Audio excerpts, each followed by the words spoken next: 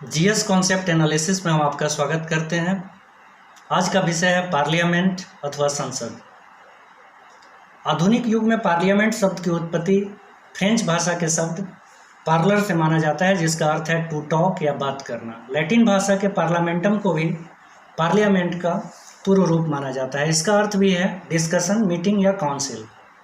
इस प्रकार पार्लियामेंट का शाब्दिक अर्थ होगा किसी सभा अथवा परिषद में चर्चा करना या बात करना।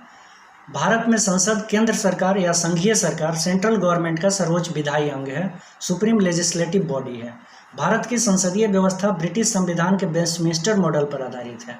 वास्तव में वेस्टमिंस्टर पैलेस लंदन में स्थित है, जहां लोकतांत्रिक संसदीय व्यवस्था का विकास हुआ। अतः ब्रिटेन को मदर ऑफ वर्ल्ड पार्लियामेंट, विश्व संसद की जननी भी कहा जाता है। भारत संघ की विधायिका संसद का वर्णन संविधान के भाग 5 के चैप्टर 2 और चैप्टर 3 में आर्टिकल 79 से लेकर के आर्टिकल 122 तक किया गया है। इसके अंतर्गत संसद के formation, structure, period, working process, special powers इत्यादि की चर्चा की गई है। इस प्रकार संसद भारतीय लोकतांत्रिक संसदीय प्रणाली का एक महत्वपूर्ण भाग है। संसद हम भारत के लोग we the people of India का प्रतिनिधित्व करता है, जो भारतीय जनता की संप्रभुता की शक्ति को संसद में निहित करता है। संविधान के आर्टिकल 79 के अनुसार भारत की संसद का निर्माण 3 घटकों से मिलकर के हुआ है। पहला काउंसिल ऑफ स्टेट या राज्यसभा या ब्रिटिश संसद के समतुल्य, इसको हाउस ऑफ लॉर्ड्स के नाम से भी जानते हैं, या फिर राज्यसभा को उच्च सदन या अपर हाउस के नाम से भी जाना जाता है। राज्यसभा का अन्य नाम सेकेंड चैम्बर भी है या द्वितीय सदन है। दूसरा है लोकसभा या हाउस ऑफ पीपुल या लोकप्रिय सदन, जिसे हम ब्रिटिश संसद के समतुल्य हाउस ऑफ कॉमन्स के समतुल्य रख सकते हैं, और लोकसभा को निम्न सदन, लोअर हाउस या फर्स्ट चैम्बर के नाम से भी जाना जाता है। अगर अमेरिकी संसद से तुलना किया जाए तो राज्यसभा सीनेट के समकक्ष आएगा, जबकि लोकसभा हाउस ऑफ रिप्रेजेंटेटिव के समकक्ष आएगा। तीसरा जो संसद का इम्पोर्टेंट पार्ट है वो है राष्ट्रपति या प्रेसिडेंट। अब अगर हम देखेंगे राज्यसभा के गठन की बात करेंगे तो राज्यसभा के गठन की प्रक्रिया की चर्चा संविधान के आर्टिकल 80 में दिया गया है। राज्यसभा के लिए सीटों का आवंटन राज्यों की जनसंख्या के आधार पर होता है। राज्यसभा और लोकसभा दोनों के लिए राज्यसभा के लिए सीटों के आवंटन का प्रावधान संविधान की 4वीं अनुसूची में है। राज्यसभा के सदस्यों का निर्वाचन अनुपातिक प्रतिनिधित्व की प्रणाली मतलब प्रोपोर्शनल रिप्रेजेंटेशन के एकल संक्रमणीय मतदान प्रणाली द्वारा होता है। राज्य विधानसभा के जो निर्वाचित प्रतिनिधि हैं, जो एमएलएज हैं, अर्थात साधारण भाषा में जो विधायक हैं, वो राज्यसभा के सदस्यों के निर्वाचन में भाग लेते हैं। राज्यसभा का सदस्य बनने के लिए न्यूनतम उम्र सीमा 30 वर्ष होनी चाहिए। राज्यसभा के सदस्यों का चुनाव अप्रत्यक्ष मतदान प्रणाली द्वारा होता है। अगर हम एकल संक्रमणीय मतदान प्रणाली को समझना चाहेंगे तो संक्षेप में अगर हम इसे देखें तो जो विधायक भाग लेते हैं राज्यसभा के सदस्यों के निर्वाचन में, एक उदाहरण के लिए अगर आप मान लें कि किसी राज्यसभा से 3 सदस्यों का निर्वाचन करना है और वोट देने वाले विधायकों की संख्या 40 है, तो 40 में जो चुने जाने वाले जो राज्यसभा के मेंबर हैं उनकी संख्या में 1 जोड़ करके भाग दिया जाएगा। जैसे कुल मतदान करने वाले विधायकों की संख्या 40 बटा 3+1, अगर 3 को चुनना है तो 3+1 से भाग देंगे, 4 से भाग देंगे 40 में तो 10 आएगा, और फिर उस आने वाले रिजल्ट में 1 जोड़ दिया जाता है, अर्थात 11। तो इस प्रकार से अगर 40 विधायकों के मतदान द्वारा 3 राज्यसभा के सांसदों का निर्वाचन होना है तो 11 मत अगर पहली वरीयता के आधार पर, चूँकि एकल संक्रमणीय मतदान प्रणाली में अनुपातिक प्रतिनिधित्व में विधायक किसी एक को वोट न करके अपनी वरीयता, अपनी पसंद अंकित करते हैं। पहली पसंद, दूसरी पसंद, तीसरी पसंद, चौथी पसंद, प्रेरिटी के आधार पर वो अंकित करते हैं। और अगर पहली वरीयता के आधार पर 11 मत प्राप्त हो जाते हैं विधायकों के, तो यहाँ पे उनको चुन लिया जाएगा। और अगर ऐसा नहीं होता है तो सबसे कम मत प्राप्त करने वाले उम्मीदवार का मत अन्य बाकी लोगों में अनुपातिक रूप से बांट दिया जाता है। और यह प्रक्रिया तब तक चलती रहती है जब तक कि निर्धारित सदस्यों की संख्या का चुनाव न हो जाए।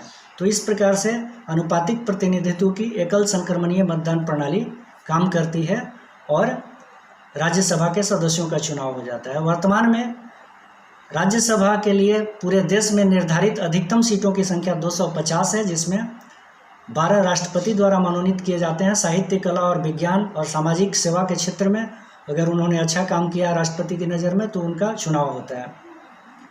दूसरा, 238 सदस्यों का निर्वाचन होता है और ये 238 सदस्यों में 229 राज्यों से और 8 यूटीज से, केंद्र शासित प्रदेशों से होते हैं। लेकिन वर्तमान में राज्यसभा के सदस्यों की संख्या 245 है, जिसमें 12 राष्ट्रपति द्वारा मनोनीत किए गए हैं, जबकि 233 निर्वाचित हैं। उन निर्वाचित सदस्यों में 225 का निर्वाचन राज्यों से और 8 का निर्वाचन केंद्र शासित प्रदेशों से हुआ है, जिसमें जम्मू एंड कश्मीर 4 राज्यसभा के सीटों का प्रतिनिधित्व करता है। यूटीज में पुडुचेरी 1 और दिल्ली 3 राज्यसभा के सीटों का प्रतिनिधित्व करता है। तो इस प्रकार से कुल 233 सीटें निर्वाचन के तरीके से, अप्रत्यक्ष निर्वाचन के तरीके से चुना जाता है। अगर हम लोकसभा के गठन की बात करें तो लोकसभा में अधिकतम सीटों की संख्या वर्तमान में 550 है, जो पहले 552 हुआ करती थी। आर्टिकल 331 में 2 एंग्लो इंडियन नॉमिनेट करने का प्रावधान एक संवैधानिक संशोधन द्वारा समाप्त कर दिया गया है। 104 में मतलब 104th कॉन्स्टिट्यूशनल अमेंडमेंट 2019 के द्वारा जनवरी 2020 से लोकसभा में एंग्लो इंडियन सदस्य मनोनीत करने की व्यवस्था को समाप्त कर दिया गया है। वर्तमान में लोकसभा में अधिकतम सीटों की संख्या 550 ही है, जिसमें 550 में 530 राज्यों से और 20 केंद्र शासित प्रदेशों से आएंगे। लेकिन वर्तमान में लोकसभा के लिए निर्वाचित सदस्यों की संख्या मात्र 543 है। उन 7 सीटों पर कभी चुनाव हो नहीं सका है जो पाक अधिकृत कश्मीर के क्षेत्र में पड़ता है। 543 निर्वाचित लोकसभा के सदस्यों में 524 राज्यों से और 19 केंद्र शासित प्रदेशों से है। लोकसभा के सदस्यों का निर्वाचन प्रत्यक्ष निर्वाचन प्रणाली द्वारा होता है, जिसमें वयस्क मताधिकार प्रणाली लागू होता है, जिसमें भारत की सभी वयस्क जनता जो 18 वर्ष की उम्र पूरी कर चुकी है वो मतदान में भाग लेती है और सीधे अपने सांसद को, मेंबर ऑफ पार्लियामेंट को यहाँ से चुन करके प्रत्यक्ष निर्वाचन प्रणाली के द्वारा भेजती है। राज्यसभा में, लोकसभा में 524 सीटें राज्य के लिए और 19 सीटें केंद्र शासित प्रदेशों के लिए निर्धारित हैं, जिसमें दिल्ली से 7 सीटें यूटीज में और उसके अतिरिक्त अदर यूटीज से जो यूनियन टेरिटरीज हैं उससे 12 सीटें आती हैं, जिसमें जम्मू कश्मीर संघ शासित क्षेत्र से 5, लक्षद्वीप से 1, पुडुचेरी से 1, उसी तरह से दमन दीव और दादर नगर हवेली दोनों को मिला करके एक यूटीज बना दिया गया है, एक संघ शासित क्षेत्र बना दिया गया है। तो दोनों को मिला करके दादर नगर से 1 और दमन दीव से 2, इस प्रकार से 3 सीटों का प्रतिनिधित्व लोकसभा में ये करते हैं। उसके अतिरिक्त चंडीगढ़ से 1 सीट आता है। तो अभी हम वर्तमान में देखें तो भारत में कुल 28 राज्य और 8 केंद्र शासित प्रदेश हैं। चूँकि संवैधानिक संशोधन के द्वारा 2019 के संवैधानिक संशोधन के द्वारा जो अगस्त में हुआ था और दिसंबर 2019 में इम्प्लीमेंट हुआ, जम्मू कश्मीर को 2 भागों में 2 यूनियन टेरिटरीज के रूप में बना दिया गया, एक लद्दाख और एक जम्मू कश्मीर JNK। तो 21 और नेक्स्ट अगर हम कुछ टॉपिक की बात करना चाहेंगे, कुछ फैक्ट्स की बात करना चाहेंगे राज्यसभा और लोकसभा के बारे में, तो राज्यसभा का सदस्य बनने के लिए न्यूनतम आयु 30 वर्ष है। वैसे राज्य जहां राज्यसभा में एक भी प्रतिनिधि नहीं है, जैसे लक्षद्वीप से राज्यसभा के लिए कोई भी प्रतिनिधि नहीं है, अंडमान, दादर नगर हवेली, दमन दीव, लक्षद्वीप, चंडीगढ़, ये सब के लिए राज्यसभा का एक भी प्रतिनिधि नहीं है, जनसंख्या काफ़ी कम होने के कारण। और वैसे राज्य जहां राज्यसभा के एकमात्र प्रतिनिधि चुनकर आते हैं उसमें मणिपुर, मिजोरम, सिक्किम, त्रिपुरा, नागालैंड, अरुणाचल प्रदेश इत्यादि का नाम आप ले सकते हैं जो छोटे राज्य हैं, गोवा, मेघालय। राज्यसभा का जो सदस्य है, उम्मीदवार है, जिस राज्य से राज्यसभा का चुनाव लड़ना चाहता है उसके किसी निर्वाचन क्षेत्र से उसको सदस्य होना चाहिए, वो उसकी एक शर्त है। राज्यसभा एक अस्थायी सदन है। सदस्यों का कार्यकाल राज्यसभा का 6 वर्ष होता है। प्रत्येक 2 वर्ष के बाद इसके 1/3 सदस्य सेवानिवृत्त होते हैं। भारत का उपराष्ट्रपति राज्यसभा का पदेन सभापति या एक्स ऑफिशियो होता है। राज्यसभा अपने सदस्यों में से ही किसी एक को 6 वर्ष के लिए उपसभापति निर्वाचित करती है। राज्यसभा को राज्य सूची के विषय पर उपस्थित और मतदान करने वाले सदस्यों द्वारा समर्पित संकल्प से किसी विषय को राष्ट्रीय महत्व का घोषित करने का अधिकार है, जैसा कि आर्टिकल 249 में वर्णन है। और दूसरा, उपस्थित और मतदान करने वाले सदस्यों के 2/3 बहुमत से अखिल भारतीय सेवाओं का सृजन मतलब ऑल इंडिया सर्विसेज का गठन कर सकती है आर्टिकल 312 के तहत। और धन विधेयक के संबंध में राज्यसभा की शक्ति बहुत सीमित है, क्योंकि इस पर लोकसभा का पूरा अधिकार होता है। ये भी वर्णित है कि राष्ट्रपति वर्ष में कम से कम 2 बार राज्यसभा के बैठक बुलाएगा। बैठक बुलाना इम्पोर्टेंट है, 6 महीना से ज़्यादा अंतराल नहीं होना चाहिए। और लोकसभा के बारे में अगर हम कुछ जानना चाहेंगे फैक्ट्स के बारे में, तो मंत्रिपरिषद लोकसभा के प्रति उत्तरदायी होता है। आर्टिकल 75 के पैरा 3 में ऐसा दिया गया है। आपातकाल के समय लोकसभा के अंतराल को एक बार में 1 वर्ष तक बढ़ाया जा सकता है। लोकसभा की बैठक करने के लिए कम से कम कोरम पूरा होना चाहिए, और कोरम लोकसभा के सदस्यों की कुल संख्या का 1/10 अनिवार्य है, जैसे 550 का 1/10 55। राष्ट्रपति संयुक्त अधिवेशन को आहूत करता है, लेकिन इसकी अध्यक्षता लोकसभा अध्यक्ष ही करता है। संयुक्त अधिवेशन बुलाने की व्यवस्था 108 आर्टिकल 108 में है।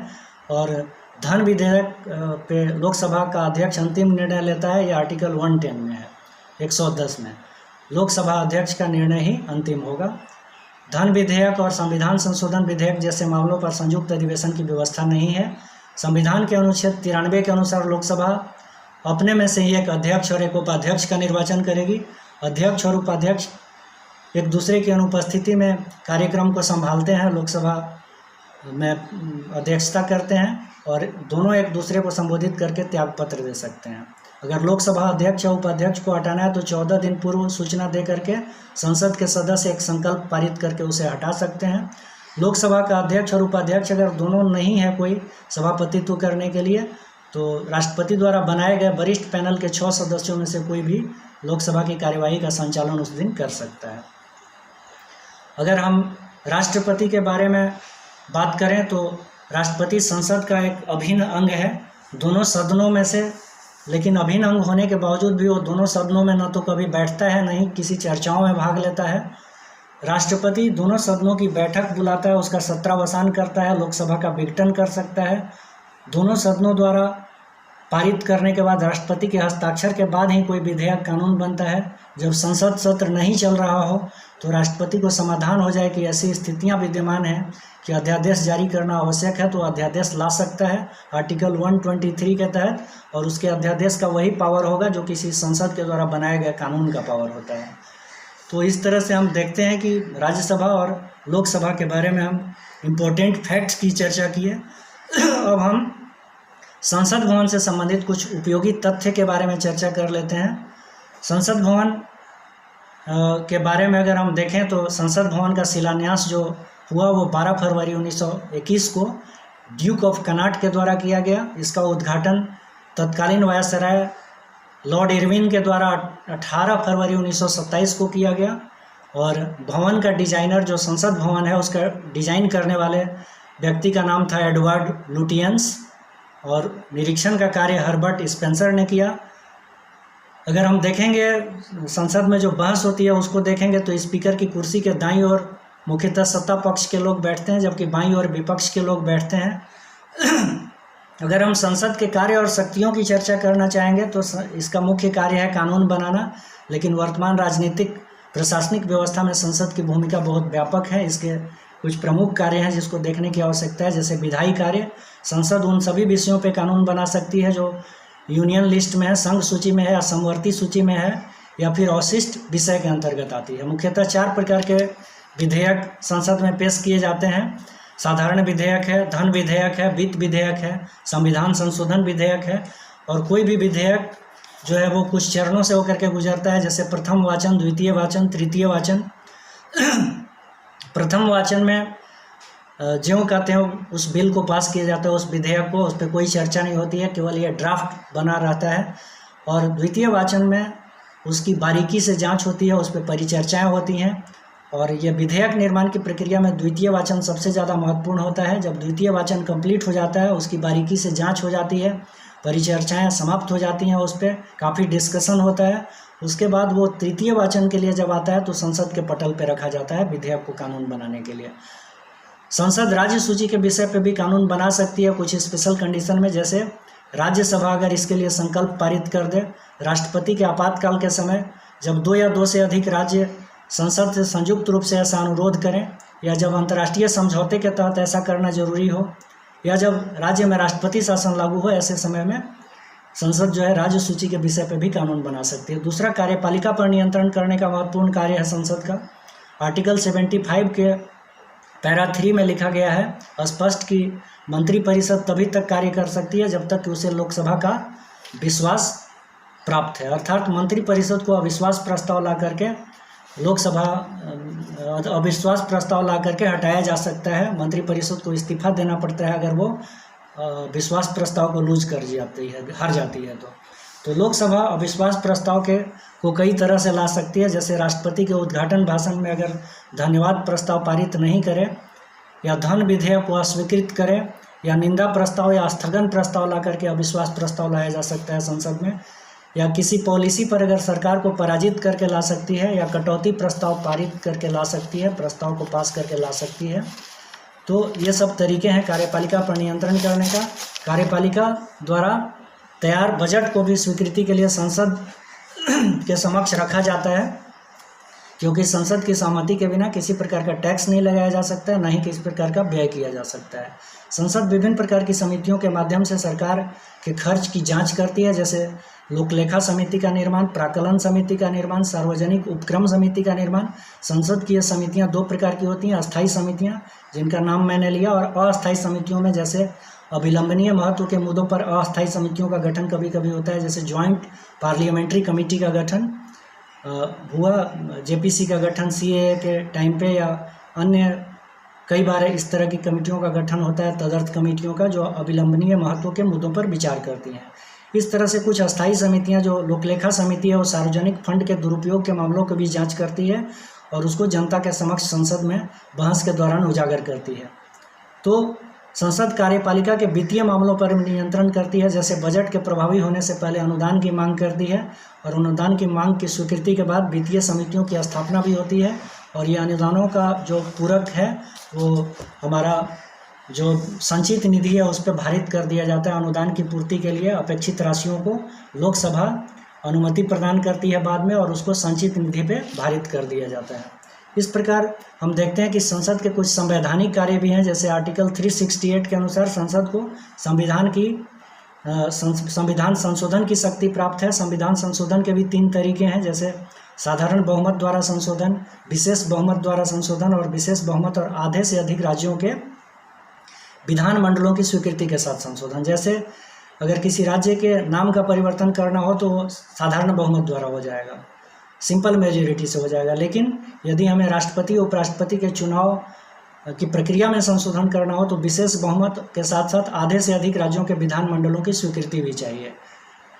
संसद संविधान संशोधन करके बेसिक स्ट्रक्चर को छोड़ करके किसी भी भाग में संशोधन कर सकती है, जैसा कि केशवानंद भारती बनाम केरल के विवाद में 1973 में सर्वोच्च न्यायालय का डिसीजन आया था कि संसद जो है वो संविधान के मूल ढांचे में अर्थात बेसिक स्ट्रक्चर में परिवर्तन नहीं कर सकती है। बेसिक स्ट्रक्चर की परिभाषा समय समय पर सर्वोच्च न्यायालय द्वारा बताया जाएगा। हालांकि बेसिक स्ट्रक्चर को अगर हम एक कॉमन सेंस से देखें तो बेसिक स्ट्रक्चर में संविधान की प्रस्तावना में लिखे शब्द धर्मनिरपेक्षता, राष्ट्र की अखंडता इत्यादि शब्द आ सकते हैं। संसद की न्यायिक कार्य और शक्तियां अगर हम देखें तो संविधान का उल्लंघन करने पर राष्ट्रपति को हटाने की शक्ति महाभियोग लगा करके आर्टिकल 61 के तहत, या फिर उच्चतम और उच्च न्यायालय के न्यायाधीश, मुख्य चुनाव आयुक्त या नियंत्रक महालेखा परीक्षक को हटाने के लिए राष्ट्रपति से सिफारिश कर सकती है। संसद अपने सदस्य और बाहरी लोगों को के विशेषाधिकारों का उल्लंघन होने पर दंडित करने की शक्ति भी संसद के पास है। राष्ट्रपति उपराष्ट्रपति के निर्वाचन में संसद के सदस्य भाग लेते हैं। राज्यसभा, लोकसभा के सदस्य और राज्य विधानमंडलों के सदस्य राष्ट्रपति के निर्वाचन में भाग लेते हैं। तो इस तरह से निर्वाचक कार्यों में भी संसद की व्यापक शक्ति है। अन्य कार्य जैसे जानकारी प्राप्त करने के लिए यह संसद में जो बहस आयोजित किया जाता है उसमें तारांकित अतारांकित प्रश्न पूछे जाते हैं संबंधित विभागों के द्वारा, संबंधित मंत्रियों के द्वारा।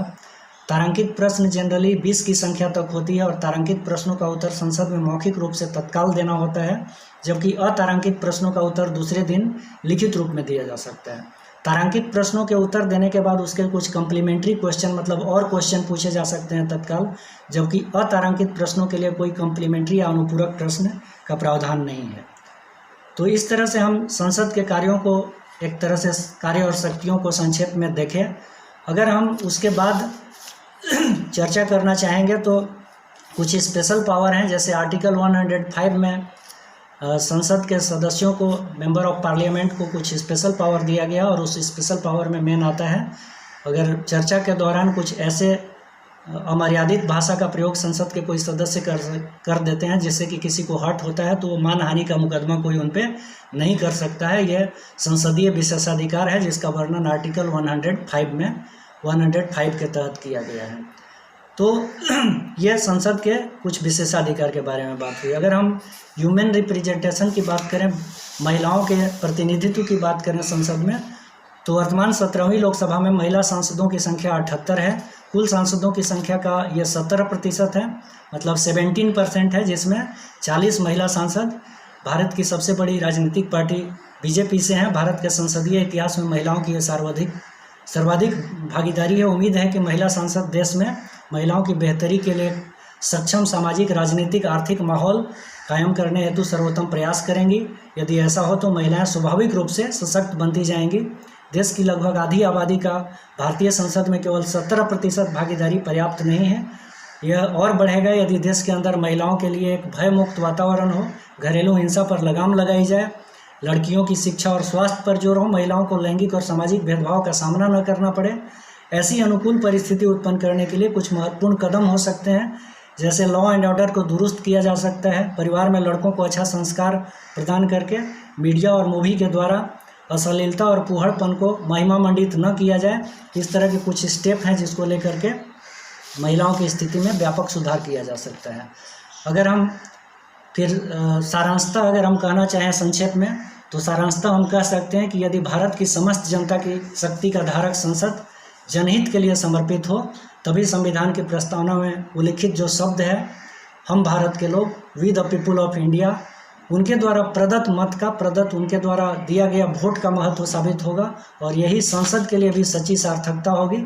लेकिन वर्तमान परिदृश्य में कभी कभी हम संसद में बहस देखते हैं, तो हम ये देखते हैं कि अविलंबनीय या लोक महत्व के मुद्दों को या लोक कल्याण के मुद्दों को पीछे छोड़ करके राजनीतिक स्वार्थ पर ज़्यादा ध्यान दिया जाता है। ये किसी भी संसदीय लोकतंत्र के लिए, किसी भी लोकतंत्र के लिए ये अच्छा नहीं है। हम उम्मीद करते हैं कि भारत में चुने जाने वाले संसद जो लोकतंत्रीय तरीके से जाते हैं, वो जनता के कल्याण की बात सोचेंगे और जनता के कल्याण के लिए ही अपने राजनीतिक स्वार्थों से ऊपर उठ करके, राजनीतिक स्वार्थों से परे रह करके जनता के कल्याण के लिए नीतियां बनाएंगे, और इससे भारत की उत्तरोत्तर दिन दूनी रात चौगुनी प्रगति होगी। धन्यवाद।